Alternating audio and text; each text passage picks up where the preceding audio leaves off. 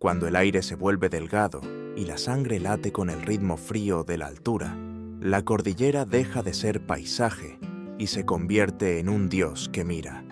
Allí, en el espinazo del mundo, el Tahuantinsuyo aprendió a negociar con fuerzas que no tenían rostro humano.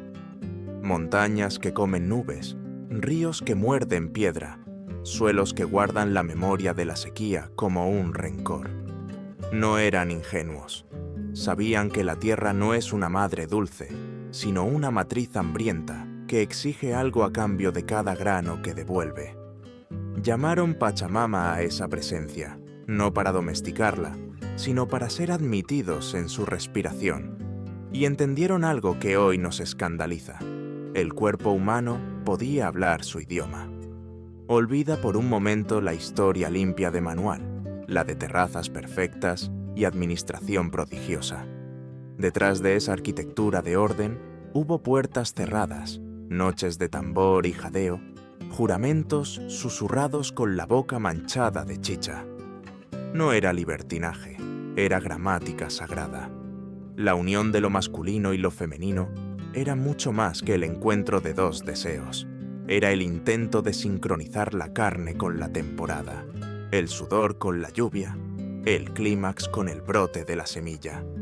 En el corazón del imperio, la sexualidad funcionó como una tecnología espiritual y a la vez política. Los que hoy buscamos contratos, entonces ofrecían tratos. Se daba energía para que la tierra devolviera abundancia.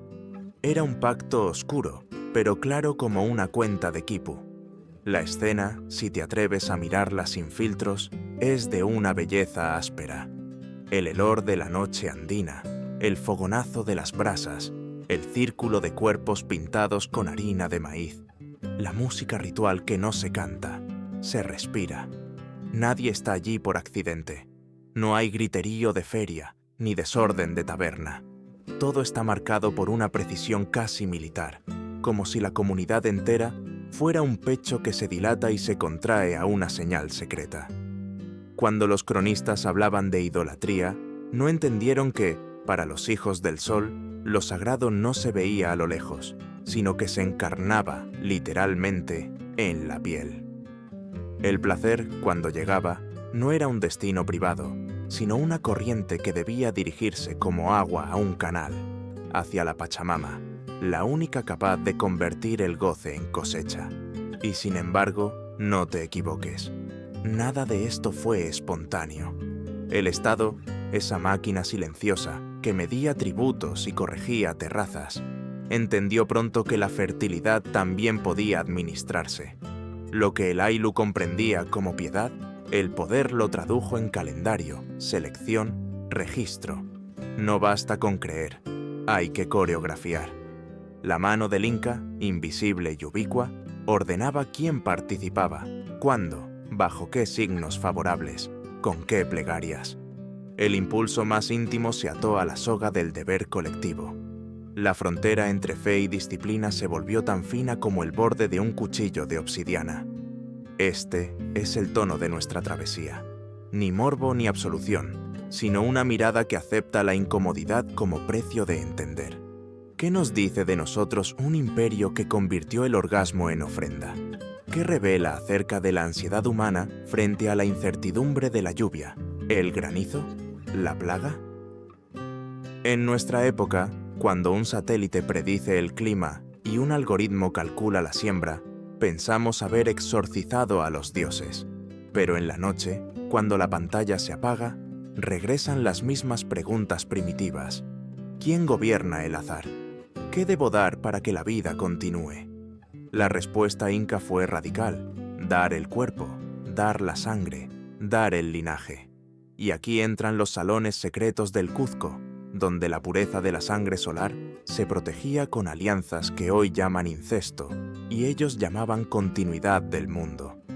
Aquí entran también las niñas más hábiles y hermosas, apartadas del rumor común para tejer no solo túnicas, sino símbolos, convertidas en vírgenes del sol, recursos del Estado, piezas de un ajedrez donde cada boda era un tratado y cada vientre, un campo sembrado. Aquí irrumpen los matrimonios colectivos que amarraron Ailus como haces de trigo, con una cuerda de obediencias y promesas, y como telón de fondo, el gran principio de la dualidad. Nada existe solo, todo busca su par. El monte busca la pampa, la lluvia busca la grieta, el hombre busca la mujer no por deseo, sino por destino cósmico.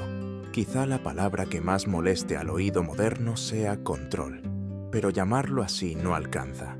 Hubo también fe, mística, una convicción profunda de ser engranaje de un orden mayor. A ratos ese orden fue un abrazo, a ratos una jaula. Las mismas manos que ofrecían coca a los apus podían señalar a quien rompía la coreografía, porque donde hay rito, hay riesgo. Si la cosecha fallaba, ¿a quién se culpaba? El Dios no se deja interrogar, el poder sí. El miedo se desliza entonces por las calles empedradas, y a la luz de las antorchas, la comunidad aprende lo que todas han aprendido, que toda alianza con lo sagrado cobra su diezmo. No pretendo que te posiciones todavía, no busco desfile de condenas o absoluciones, solo quiero que entres, que escuches el tambor que adelgaza la conciencia, la respiración que acompasa el valle, la cuerda invisible que ata el ombligo humano al vientre de la tierra. En esta historia, las palabras placer y deber no se oponen, se superponen. Y si sientes que algo en ti se revela, que una incomodidad te sube por la garganta, guárdala. Será tu brújula cuando atravesemos los pasillos donde la corona y el templo se confunden, donde una caricia puede ser decreto y un beso, economía. A partir de ahora miraremos sin parpadear.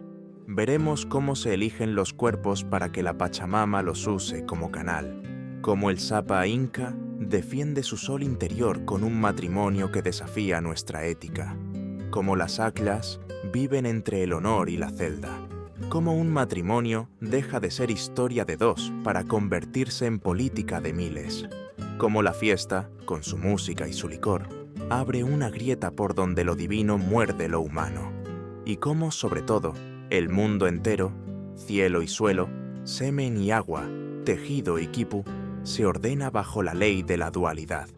No será cómodo, pero nadie prometió comodidad en las alturas. Si estás listo, cruza el umbral.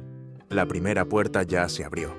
Lo que venga con la verdad cruda de la piedra y con el silencio antiguo de la nieve que observa. La agricultura no era simplemente trabajo en el Tahuantinsuyo, era religión, era ley, era el latido mismo de la civilización. Cada surco abierto en la tierra era un rezo, cada semilla enterrada un juramento. Los incas sabían que la Pachamama no regalaba nada. Había que seducirla, honrarla, alimentar su vientre invisible con más que agua y estiércol. Se alimentaba de energía, de vibración humana. Por eso los festivales agrícolas eran tanto campos de cultivo como templos abiertos, donde la comunidad entera se convertía en instrumento de una liturgia que mezclaba sudor, canto y deseo. Imagina el valle al final de la cosecha, los graneros rebosantes, el aire cargado con el aroma de maíz fermentado. Las gentes se congregaban en torno a las huacas, esas piedras o lugares cargados de presencia sagrada. Allí, la danza comenzaba lenta, casi como un rumor, y luego se aceleraba hasta transformar el movimiento de los cuerpos en un pulso colectivo. El sexo, en ese contexto, no era juego secreto sino un acto público de ofrenda. El clímax se concebía como una descarga de energía vital, una chispa que ascendía hacia el cielo y descendía a la tierra en simultáneo, fecundando ambos planos. Era, en la cosmovisión inca, la imitación de la creación misma, la unión de fuerzas opuestas para producir vida. Para entenderlo, hay que abandonar la lógica moderna. Hoy el placer suele concebirse como destino individual, encerrado en la intimidad. Allí, no. Allí el placer era transmutado en fuerza comunal. El orgasmo no se quedaba en el cuerpo, se ofrecía, se compartía. Y esa energía era dirigida simbólicamente a la Pachamama. para que devolviera con lluvias generosas, con semillas fértiles, con cosechas abundantes. No era superstición vulgar, era la convicción de que el universo responde a la vibración humana. El eco del gozo colectivo debía despertar a la tierra, recordarle que sus hijos seguían fieles, dispuestos a darlo todo por ella. Pero atención, nada de esto sucedía como bacanal caótica. Había reglas, jerarquías, un orden preciso. Los participantes eran seleccionados cuidadosamente, como si fuesen piezas de un ritual de alta precisión. No cualquiera podía ofrecer su cuerpo a la Pachamama. El Estado intervenía, filtrando, controlando, organizando. Los cronistas españoles, incapaces de comprender la lógica interna, hablaron de escándalos y excesos, pero lo que vieron con ojos moralistas era, en realidad, un mecanismo de regulación agrícola y social. Cada gesto tenía sentido, cada unión respondía a un calendario cósmico. El sexo era símbolo, metáfora y contrato a la vez. Psicológicamente, estos rituales operaban como válvula de escape y como catarsis. La música y el alcohol sagrado, la chicha, desarmaban las inhibiciones, fundiendo a los individuos en un solo cuerpo colectivo. El trance sexual era también trance místico. La frontera entre lo humano y lo divino se diluía. El pueblo sentía que podía influir directamente en el orden natural. Y aquí surge la paradoja oscura. La misma energía que elevaba el espíritu podía también servir como herramienta de control estatal. Porque si la cosecha era mala, ¿quién cargaba la culpa? Quizás los que no participaron con pureza, los que dudaron, los que fallaron en entregar toda su fuerza. Así, la devoción podía volverse disciplina y la celebración, vigilancia. Comparar estos rituales con otras culturas revela tanto similitudes como diferencias. En Grecia, las fiestas dionisíacas también liberaban cuerpos y voces en honor a la fertilidad, pero eran más caóticas, menos centralizadas. En Egipto, la sexualidad ritual estaba reservada a los templos y al faraón, no al pueblo entero. En algunos pueblos del sudeste asiático, el sexo comunitario era invocado para llamar la lluvia, pero sin la maquinaria política de un imperio detrás. Lo que hace único al Tahuantinsuyo es la fusión de fe popular con control estatal. El orgasmo se convirtió en un instrumento de gobierno, tanto como el quipu o la mita. La angustia de fondo era siempre la misma, la supervivencia. Una mala cosecha equivalía a hambre, enfermedad, rebelión. El imperio, vasto y frágil, dependía de ciclos que nadie podía controlar del todo. Entonces, ¿qué hacer? Dar al cosmos señales de obediencia, abrir los cuerpos como canales, imitar con carne lo que se esperaba de la tierra. Esa fue la apuesta inca, usar la sexualidad como herramienta de negociación con lo invisible. Y a juzgar por su resistencia durante siglos, la apuesta funcionó. El eco de estos rituales aún resuena en comunidades andinas actuales, aunque disfrazado bajo procesiones católicas o festivales populares. La lógica es la misma, ofrecer al colectivo una experiencia intensa, casi dolorosa, que se transforma en energía compartida. Tal vez, en lo profundo, seguimos buscando lo mismo, un contrato con el misterio que nos rodea, una forma de creer que nuestras acciones pueden inclinar la balanza de la naturaleza a nuestro favor. Aquí termina esta estación de la travesía. Hemos visto cómo la agricultura y la religión se entrelazaron en un solo acto, donde el sexo fue plegaria, el orgasmo sacrificio y la tierra una amante exigente. En la siguiente puerta entraremos a un terreno más inquietante. ¿Qué cuerpos eran elegidos para servir de canal? ¿Quién decidía qué joven se transformaría en ofrenda viviente? La respuesta nos llevará a los oscuros corredores del poder incaico, donde la pureza se confundía con la obediencia y la selección era una forma de sentencia. El secreto no estaba en la multitud, sino en la selección. El imperio no dejaba nada al azar.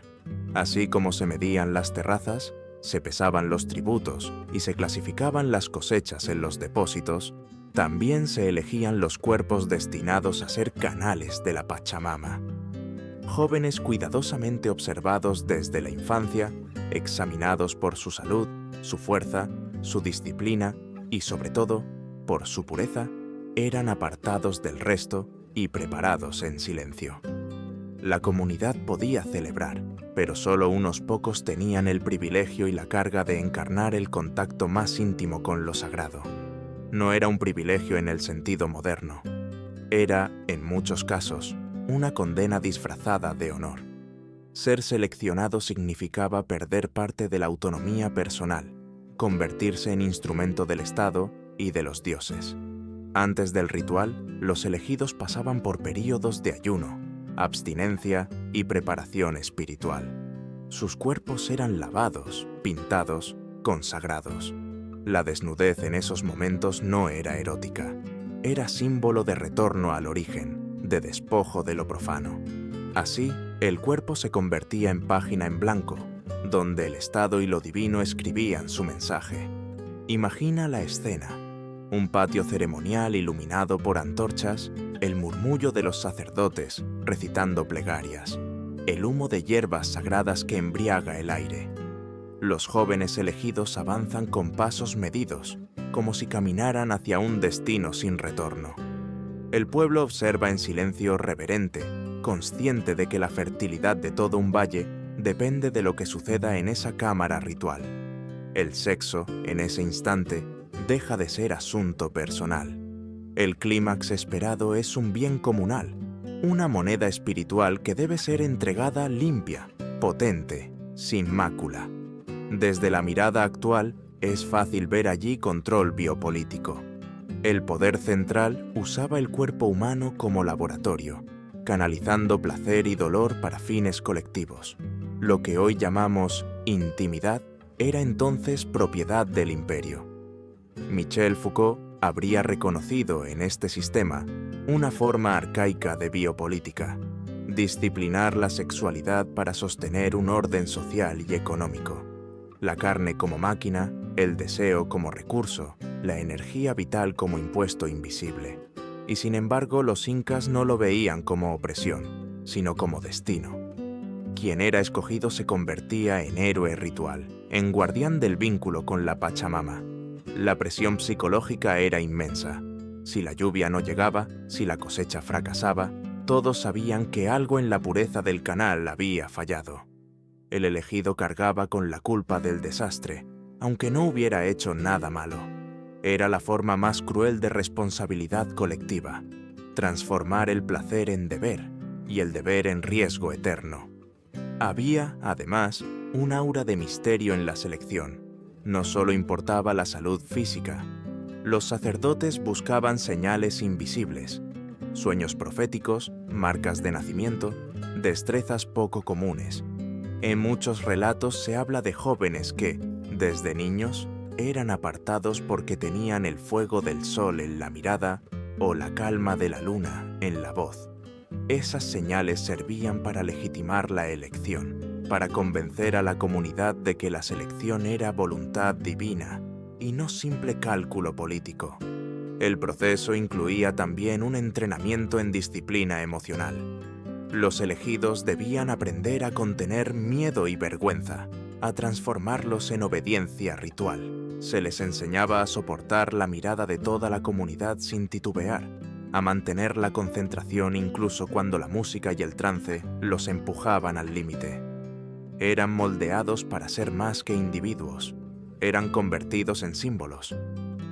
La gran pregunta es si alguno de ellos resistió, si alguien se negó. Los cronistas guardan silencio, pero la lógica del poder indica que las opciones eran mínimas. Rechazar el papel asignado equivalía a desafiar al Estado y a los dioses, una herejía intolerable. Lo más probable es que la presión social, la educación desde la infancia y el miedo a las consecuencias borraran cualquier intento de rebelión.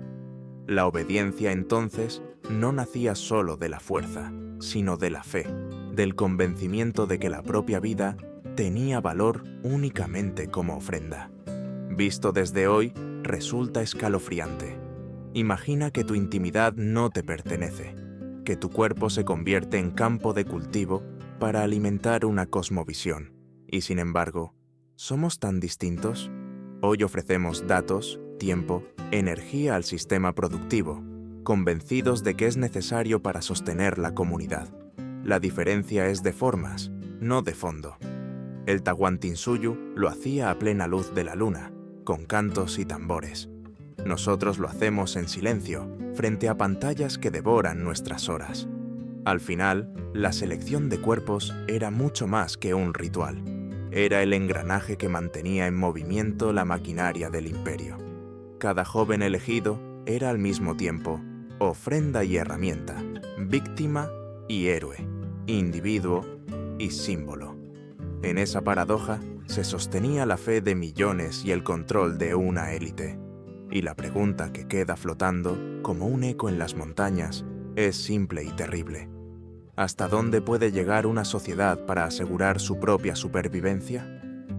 En la próxima parte, descenderemos aún más en el núcleo del poder incaico, allí donde la realeza transformaba el tabú más profundo, el incesto, en fundamento de legitimidad.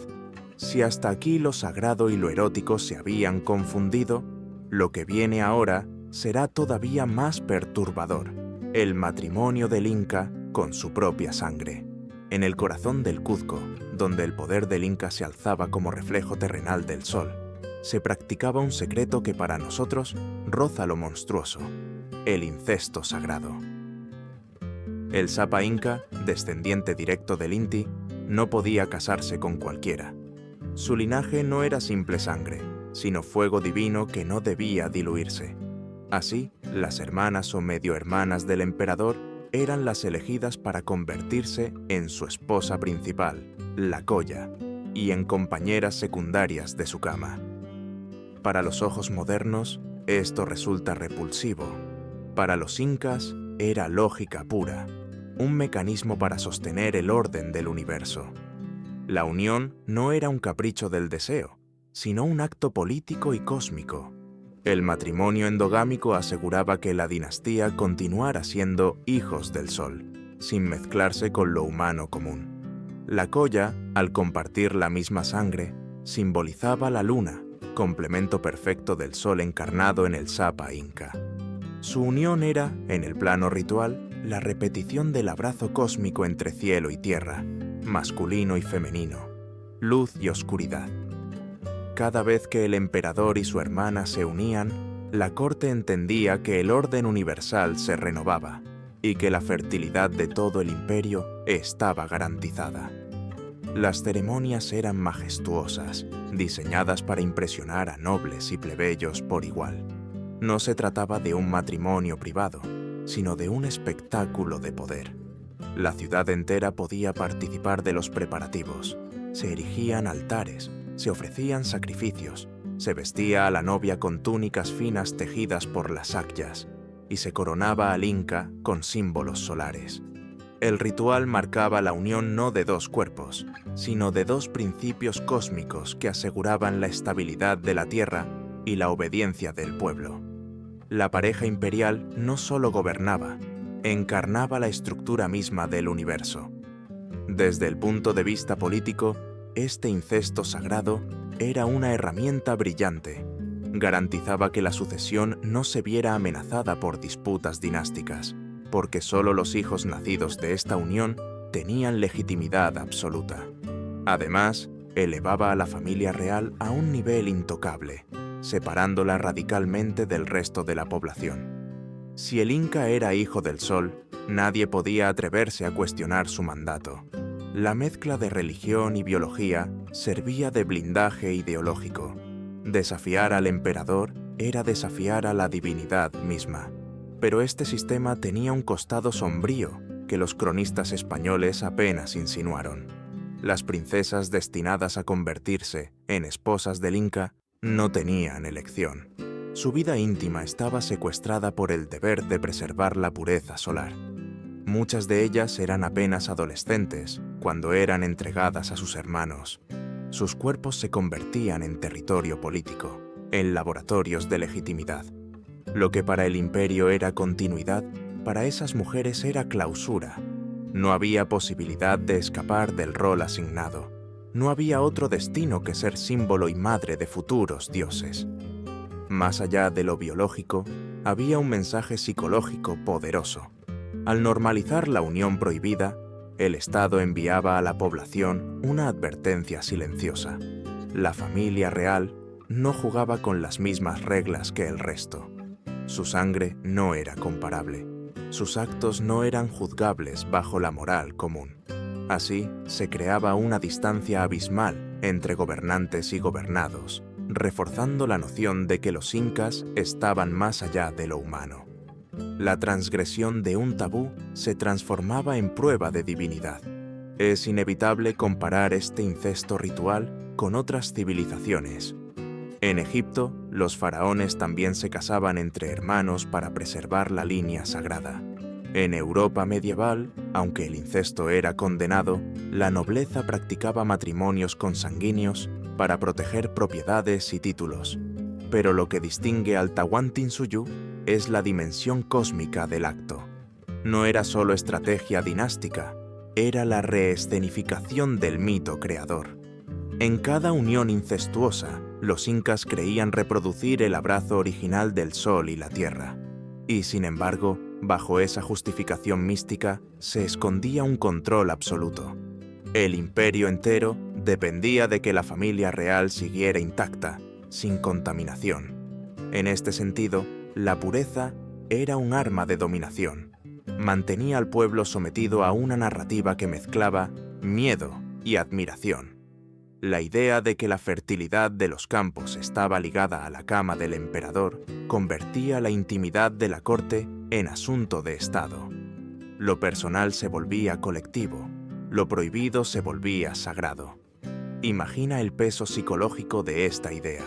Cada cosecha, cada sequía, podía ser interpretada como un signo de aprobación o castigo divino ligado a la pureza de la familia imperial. El pueblo no solo obedecía al Inca, lo vigilaba con fervor, porque en su unión estaba el destino de todos. El incesto sagrado, entonces, no era solo una práctica cerrada en palacios, era un teatro político que mantenía a millones bajo la ilusión de que la estabilidad del cosmos dependía de la sangre solar. En la próxima estación de este viaje, dejaremos los salones dorados de la realeza para sumergirnos en otro universo de cuerpos controlados. Las Akyas, vírgenes del sol, recluidas desde niñas, tejedoras de símbolos y piezas estratégicas de la maquinaria imperial. Sus vidas, entre privilegio y prisión, nos revelarán la cara femenina del poder incaico. En los muros silenciosos de los Aclahuasi, las casas de las escogidas, resonaba un murmullo que no era de libertad, sino de destino impuesto. Allí vivían las Akyas, las vírgenes del sol, niñas y adolescentes apartadas de sus familias para servir al Estado y a los dioses. Elegidas por su belleza, sus habilidades o sus signos de pureza, eran arrancadas de la vida común y llevadas a una existencia de clausura. Para los incas, eran el tesoro más delicado, guardianas de la pureza, artesanas de lo sagrado, piezas vivientes de un ajedrez donde cada movimiento servía al poder del imperio. La palabra virgen puede engañar al oído moderno. No se trataba solo de ausencia de relaciones sexuales, sino de una condición más amplia, pureza física, moral y espiritual. El cuerpo intacto era visto como un recipiente lleno de energía contenida, un caudal que podía dirigirse hacia el bien del Estado. Esa virginidad no pertenecía a las muchachas, sino a la Pachamama y al Sapa Inca. Era propiedad pública disfrazada de devoción religiosa. Desde el momento en que entraban en el Aclahuasi, sus vidas quedaban marcadas para siempre. Ya no eran hijas, ya no eran campesinas, ya no eran libres. En esos recintos, las jóvenes recibían una educación exquisita. Aprendían a tejer las telas más finas, destinadas a vestir al emperador y a las estatuas divinas. Preparaban chicha ceremonial, tejían mantos para rituales, y perfeccionaban su destreza en las artes del servicio sagrado. Cada hebra de lana que pasaba por sus dedos era un hilo de poder que tejía la imagen del imperio. No eran solo artesanas, eran símbolos vivientes de disciplina y entrega. La austeridad de su vida estaba calculada al milímetro, como si cada gesto cotidiano fuera una oración. El destino de las Aclas variaba según la voluntad del Estado. Algunas permanecían recluidas de por vida, dedicadas exclusivamente al servicio de los dioses. Otras eran entregadas como esposas secundarias al Inca, transformando su pureza en instrumento de fertilidad dinástica. Algunas eran ofrecidas en matrimonio a nobles locales, funcionando como lazo político entre comunidades. Cada cuerpo se convertía en moneda de intercambio, en instrumento de negociación. Y en los casos más oscuros, ciertas Aclas eran destinadas al sacrificio ritual, ofrendadas al sol o a las montañas para asegurar la protección divina del imperio. Imagina la contradicción, una vida rodeada de privilegios materiales, pero encerrada en un muro de hierro invisible. Las Aclas vivían mejor que muchas campesinas, comían mejor, vestían mejor, recibían formación, pero su libertad era nula. Eran a la vez veneradas y vigiladas. La pureza que las elevaba era también la cadena que las ataba. Eran el ejemplo más claro de cómo el imperio convertía la sexualidad en recurso estatal, controlando no solo la reproducción, sino también el imaginario colectivo. La psicología de estas jóvenes debió ser compleja. ¿Qué sentía una niña de 13 años al saber que su virginidad no era suya, sino un recurso para la estabilidad de millones? ¿Qué pensaba al ser ofrecida como esposa a un hombre que no conocía o como sacrificio en una montaña helada? La ideología oficial las presentaba como privilegiadas, elegidas por los dioses. Pero detrás de ese discurso brillaba la crudeza. Eran piezas reemplazables en un tablero, donde lo divino y lo político se confundían. Los cronistas españoles, horrorizados y fascinados, las compararon con monjas católicas. Pero la diferencia era brutal. Mientras la clausura cristiana prometía salvación personal, la reclusión de las Aclas buscaba prosperidad colectiva. No eran ellas quienes recibían la gracia, sino el pueblo entero, a costa de su cuerpo y su libertad. La virginidad, en este sentido, era un bien público, un sacrificio perpetuo administrado por el Estado. Podemos trazar paralelos con sistemas modernos.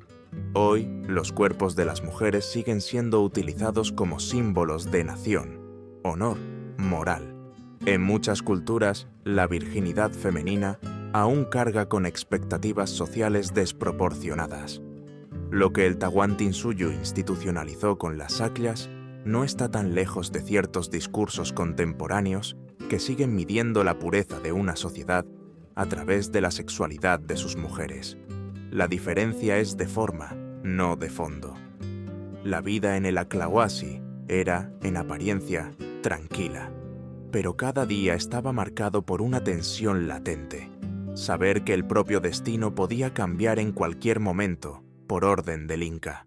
Una orden podía transformarlas de tejedoras en esposas, de devotas en sacrificios.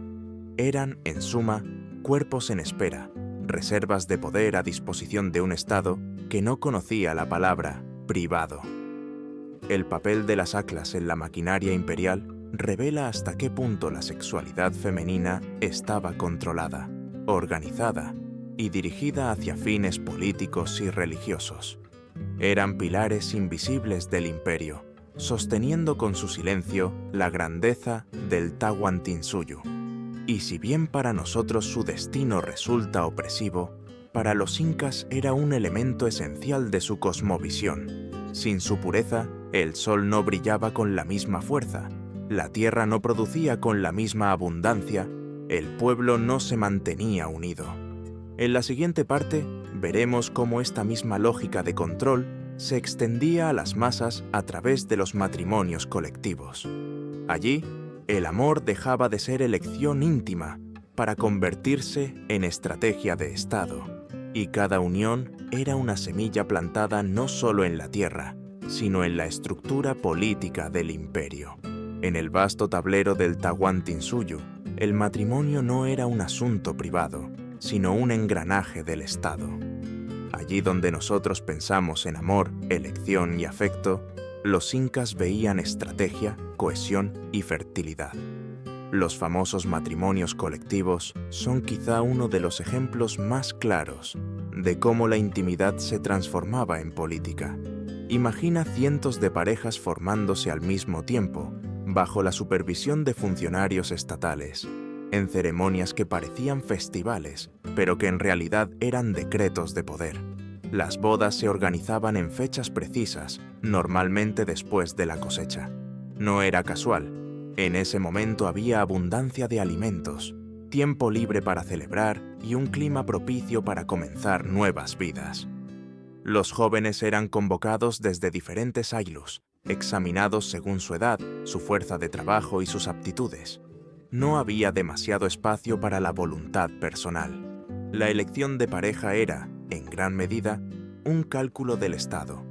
Al unir a jóvenes de distintos linajes y regiones, se reforzaban alianzas, se reducían tensiones y se aseguraba la cooperación entre comunidades diversas. La ceremonia misma era espectacular. Los novios se presentaban frente a la comunidad, acompañados por música, danzas y ofrendas a la Pachamama. Cada unión era bendecida como semilla de futuro. La pareja simbolizaba no solo la fertilidad biológica, sino la abundancia de los campos. El acto de juntar dos cuerpos era visto como réplica del ciclo agrícola: sembrar, germinar, multiplicar. El matrimonio se convertía en metáfora viva del destino del imperio. Psicológicamente, estas bodas colectivas operaban como un recordatorio poderoso.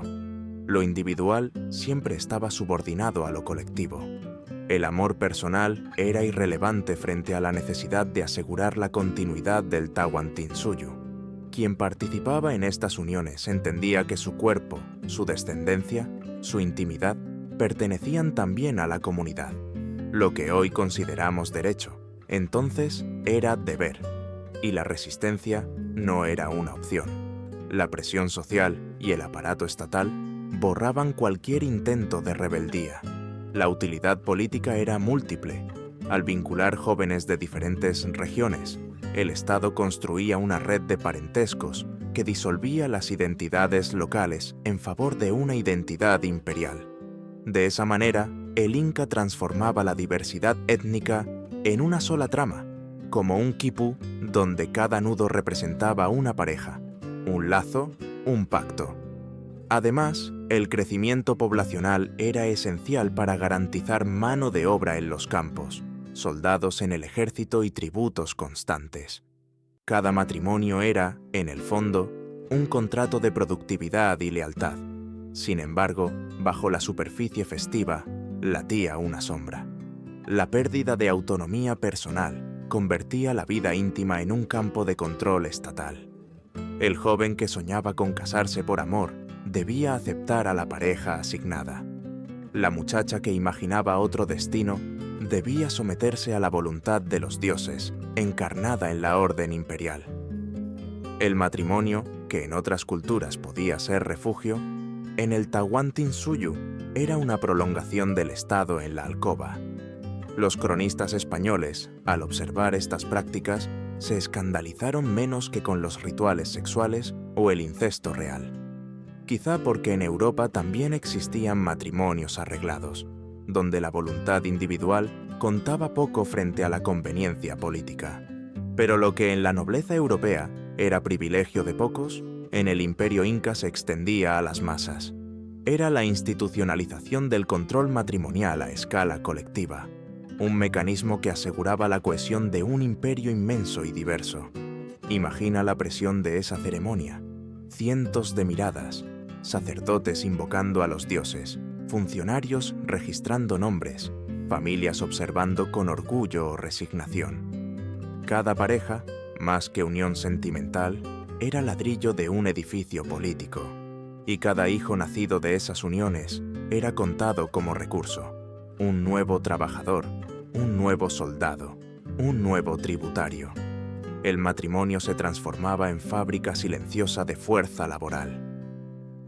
Si lo comparamos con el presente, descubrimos ecos inquietantes. Hoy los estados no organizan bodas masivas para asegurar productividad, pero sí diseñan políticas de natalidad, incentivos fiscales, campañas de control poblacional. La idea de que la reproducción es un asunto público sigue viva, aunque disfrazada de estadísticas y leyes. El cuerpo, una vez más, es territorio en disputa entre lo íntimo y lo colectivo. En el Tahuantinsuyo, el matrimonio colectivo fue uno de los pilares de la cohesión social, pero también un recordatorio brutal de que el amor no pertenecía a los individuos, sino a la Pachamama y al Inca. La cama, igual que el campo, era cultivada por orden del imperio, y quienes se resistieran quedaban marginados de la estructura que sostenía a millones. En la próxima parte entraremos en las fiestas de fertilidad, donde la lógica del control se mezclaba con la locura del éxtasis. Allí, entre cánticos, danzas y chicha, el pueblo entero se fundía en una comunión peligrosa. El sexo ritualizado como puente entre lo humano y lo divino. Las fiestas de fertilidad eran el corazón palpitante del Tahuantinsuyo, momentos donde la frontera entre lo sagrado y lo profano se desdibujaba hasta desaparecer. No eran simples celebraciones con música y comida. Eran ceremonias que ponían en juego la supervivencia del imperio entero. Durante varios días, aldeas y ciudades se transformaban en escenarios donde la ebriedad, la danza y la carne se convertían en vehículos de ofrenda. El aire se impregnaba con el aroma penetrante de la chicha fermentada, y los cuerpos, al compás de tambores y flautas, se movían como si respondieran a un mandato secreto de la tierra misma. La chicha no era una bebida cualquiera, era llave y catalizador. Al fluir libremente en cántaros, abría la puerta a estados alterados de conciencia. El alcohol derribaba inhibiciones, generando la euforia colectiva que permitía a los participantes entregarse sin miedo ni vergüenza. La música, repetitiva y rítmica, inducía al trance, y en medio de esa corriente sensorial, el sexo ritual emergía no como libertinaje, sino como plegaria encarnada. Cada unión era un acto de comunión con la Pachamama, un canal por el que la energía vital ascendía hacia lo divino para retornar en forma de lluvia, semillas fértiles y abundancia. Los cronistas europeos describieron estas escenas con horror, tachándolas de orgías demoníacas. Pero para los incas eran actos de fe tan válidos como un sacrificio de llama o una ofrenda de oro. La diferencia estaba en el objeto entregado. Aquí no eran bienes materiales, sino la energía humana más íntima. El orgasmo, entendido como punto de máxima liberación, se concebía como una chispa que encendía el motor del cosmos. La Tierra, decían, necesitaba esa fuerza para despertar y fecundarse. Las fiestas duraban días enteros. El calendario agrícola dictaba su momento, después de la siembra o antes de la cosecha, cuando el futuro de la comunidad estaba en suspenso. Los sacerdotes dirigían las ceremonias, organizando las danzas, marcando los tiempos, eligiendo los momentos precisos en que el sexo debía convertirse en rito. No era anarquía, había estructura, un guión invisible que transformaba la pasión en instrumento. El pueblo, en trance colectivo, no veía placer aislado, sino deber compartido. Psicológicamente, el efecto era devastador y fascinante a la vez. La masa, sumida en un estado de éxtasis compartido, experimentaba la disolución de lo individual. Cada persona dejaba de ser sí misma para convertirse en parte de un cuerpo mayor. El Aylú, el valle, el imperio. Ese estado de comunión eliminaba las diferencias, igualaba a nobles y plebeyos, al menos por unas horas. En el calor del ritual, todos eran simplemente hijos de la tierra entregando su energía.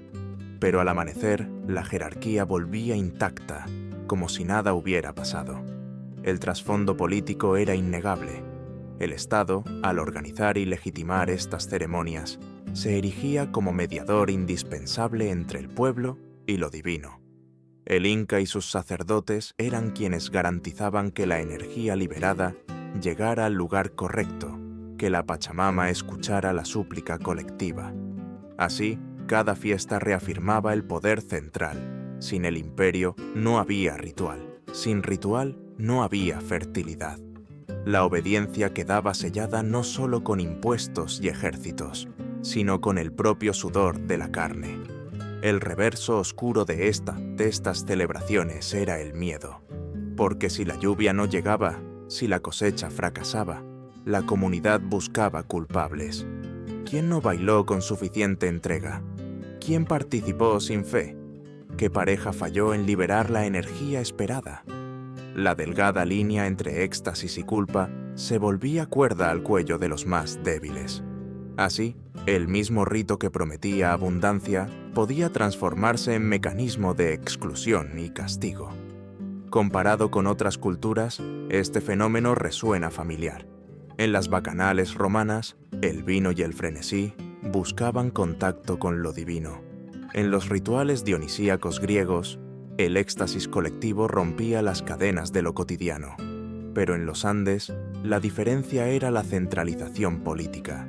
Lo que en otros lugares era culto marginal, en el Tahuantinsuyo era política de Estado. El éxtasis era programado, la locura colectiva se volvía estrategia. Hoy, al mirar hacia atrás, la tentación es juzgar. Pero quizá lo inquietante sea reconocer que aún buscamos experiencias colectivas que nos devuelvan esa fusión con algo mayor. Conciertos multitudinarios, eventos deportivos, celebraciones nacionales. Allí también, bajo luces modernas, los cuerpos vibran al unísono, se liberan en una comunión temporal. La diferencia es que ya no lo llamamos plegaria, sino entretenimiento. Y sin embargo, el anhelo de perderse en la multitud, de fundirse con un ritmo mayor, sigue siendo el mismo. En la próxima parte, dejaremos el ruido de las fiestas para adentrarnos en la raíz filosófica que lo sostenía todo, la dualidad cósmica. Allí, lo masculino y lo femenino, el día y la noche, la montaña y el valle, se encontraban como reflejo eterno. Veremos cómo esa visión impregnaba no solo los rituales sexuales, sino cada piedra, cada río y cada semilla del Tahuantinsuyo. En el corazón de la cosmovisión, Inca no había caos, sino un principio ordenador, la dualidad. Lo llamaban Yanantín y Masintín, la unión de opuestos complementarios. Para entender sus rituales sexuales, sus matrimonios colectivos y hasta el incesto sagrado de la realeza, hay que comprender que en el Tahuantinsuyo todo se explicaba a través de pares. El universo no era concebido como lucha entre contrarios, sino como danza armónica, donde lo masculino y lo femenino, el cielo y la tierra, el sol y la luna, se buscaban para mantener el equilibrio de la vida. La dualidad no era una idea abstracta, estaba encarnada en el paisaje. Las montañas, los apus, eran fuerza masculina, erecta, imponente, protectora. La Pachamama, la tierra fértil, representaba lo femenino, receptiva, generadora, nutricia. Los ríos serpenteaban como venas que unían ambos polos, y los valles eran vientres abiertos donde la semilla esperaba. Cuando los incas celebraban un acto sexual ritual, no imitaban un gesto humano, sino el abrazo eterno entre esos principios cósmicos. La penetración, el clímax, la fertilidad, eran símbolos que repetían a escala humana el movimiento universal. El sexo, en este sentido, era cosmología viva. Cada unión era espejo del origen, recordatorio de que todo lo existente nació de la fusión de opuestos. La arquitectura misma lo reflejaba. Templos con doble entrada, canales de agua que se bifurcaban para volver a encontrarse, ruinas orientadas al solsticio y al equinoccio. Los quipus, con sus nudos dobles, también representaban esa lógica binaria, donde el equilibrio no era suma, sino tensión constante entre pares. En los rituales, esta visión se desplegaba en roles simbólicos. Los participantes encarnaban al cielo y a la tierra, al sol y a la luna, al hombre y a la mujer como energías complementarias. Al unirse, se creía que no solo aseguraban la fertilidad agrícola, sino que contribuían al orden del cosmos. Era como si cada ceremonia, cada gesto, ayudara a lubricar la maquinaria universal, evitando que se detuviera. La sexualidad, entonces, no era asunto privado, sino engranaje cósmico. Los cronistas europeos, incapaces de penetrar esta lógica, interpretaron esas prácticas como depravación o idolatría. Pero para los incas, la pureza estaba en respetar la dualidad, en alinearse con el ritmo del universo. El pecado no era el sexo, sino la ruptura del equilibrio. Lo prohibido no era el acto corporal, sino el desorden, el exceso, el desajuste. La moral estaba definida por la armonía, no por la represión. Este principio dual se proyectaba en la política. El Inca y la Colla, unidos como sol y luna, representaban el orden cósmico encarnado en la realeza. La unión incestuosa, tan escandalosa para nosotros, era en realidad una reafirmación de la pureza de esa dualidad, un intento de no mezclar fuerzas disonantes. En lo social, los matrimonios colectivos replicaban el mismo patrón: sembrar parejas como semillas, equilibrando ailus y regiones. Y en lo religioso, los sacrificios humanos y animales se interpretaban como entregas necesarias para mantener la balanza cósmica. El simbolismo sexual también estaba inscrito en el arte. Vasijas con formas explícitas, tejidos que representaban parejas, danzas que imitaban la unión carnal, todo hablaba de lo mismo. La vida solo surge del encuentro de opuestos. No había vergüenza, porque no había separación entre cuerpo y cosmos. Lo que el cristianismo vio como obsceno, el Tahuantinsuyu lo celebraba como sagrado. Si lo miramos desde hoy, la enseñanza es perturbadora. Nosotros, herederos de una visión fragmentada, hemos separado lo humano de lo natural, lo sexual de lo espiritual. Los incas, en cambio, vivían en un mundo donde todo estaba conectado. El cuerpo humano era metáfora de la montaña y del río. La cama era reflejo del campo sembrado. La eyaculación era lluvia. El útero era tierra. Nada estaba aislado, nada era trivial. Cada gesto, por íntimo que pareciera, tenía impacto en el equilibrio de todos. El eco de esa cosmovisión aún persiste en las comunidades andinas, donde las fiestas agrícolas, los tejidos y los mitos siguen transmitiendo la idea de que todo existe en pareja. La dualidad no ha desaparecido, solo se ha ocultado bajo capas de modernidad. Y quizás, en un tiempo de crisis climática y desconexión espiritual, esa mirada ancestral nos recuerde que la vida depende de la armonía, no del dominio.